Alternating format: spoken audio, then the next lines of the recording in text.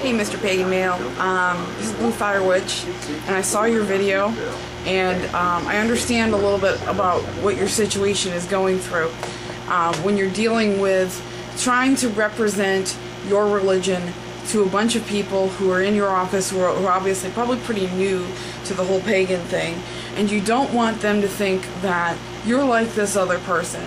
So you try to pull that person aside and say, hey, what the hell are you doing? You know? And you're trying to educate this person who's obviously like a pretty newbie type person, but at the same time make sure that people know that you're not like that person, you know, even though you guys share a few common belief systems and things like that.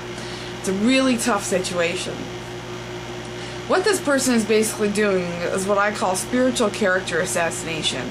By her saying that you're not really pagan because you don't dance naked or whatever, I don't dance naked either. Well, maybe in front of my husband, but that's about it. You know, when I'm doing especially, you know, public ritual and stuff like that, you know, maybe it's because of the world that we live in and the stigma put on nakedness and things like that. I don't feel comfortable naked around mixed company. I don't really feel comfortable naked around same-sex company, for that matter. I feel vulnerable. So I don't think you need...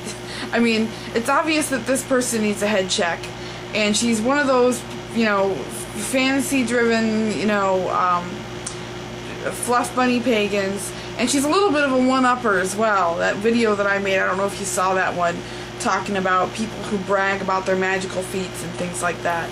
I talked a little bit about some examples of people who did that here on YouTube and things like that, and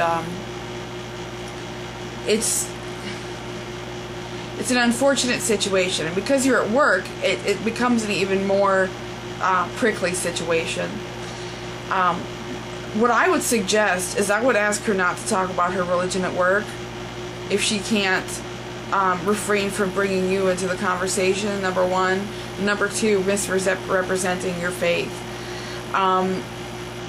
If she can't do that at work, because this is your work environment too, then I would tell a supervisor, for the simple fact that there really are three things you shouldn't talk about at work: sex, politics, and religion. If you talk about those things at work, you're gonna get into an argument with somebody. She's got a different ideological point of view than you do about the same religion. Happens to Christians all the time. Christians boxing and arguing about their stuff. It happens with pagans too. If she's got a different ideological point of view and she doesn't want to change it, you know, there's really not much you can do for her except ask her to stop talking about her religion at work. And if she doesn't, tell a supervisor or tell, you know, whoever it is you need to tell, say, you know, she's talking about her religion at work.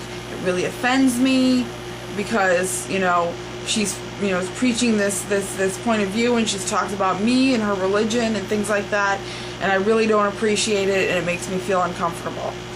If you do that, they'll probably give her a warning, because, you know, most workplaces have a pretty strict policy about talking about certain things at work, and religion is one of them. It's an unwritten rule, really. I mean, people who talk about religion, politics, and sex at work are headed for trouble.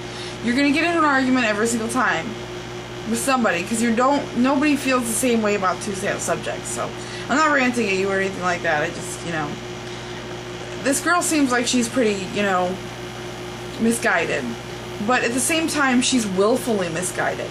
She does not want to see it any other way but hers. So there's really not much else you can do except sever ties with her, you know. And being that you work at the same place, I would just, you know, kindly request that if she's going to continue with that you not talk about your religion at work.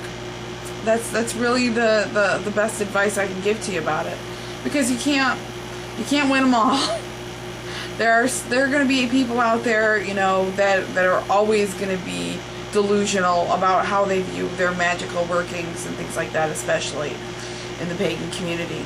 I was talking in my last video about when the one-uppers, about the fellow here on YouTube that said the goddess cured his Down syndrome, Old Wise Frog. he said he's been pagan for 20 years. He's no newbie, you know.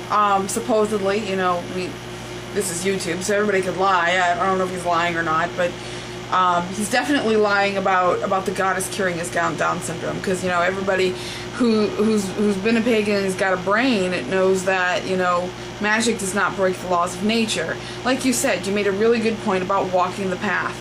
That if you're going to do a magical ritual, you need to walk that path, you know, with the job spells and things like that. You know, and the same goes for just about any kind of spell that you do. You know, it's a mindset just as much as it is your magical energy. So I really enjoy your videos. I'd love to see more from you. We don't have, I still don't think we have enough pagans here representing us on YouTube, especially pagans with brains. So keep churning out those videos, man. You rock. And talk at you later.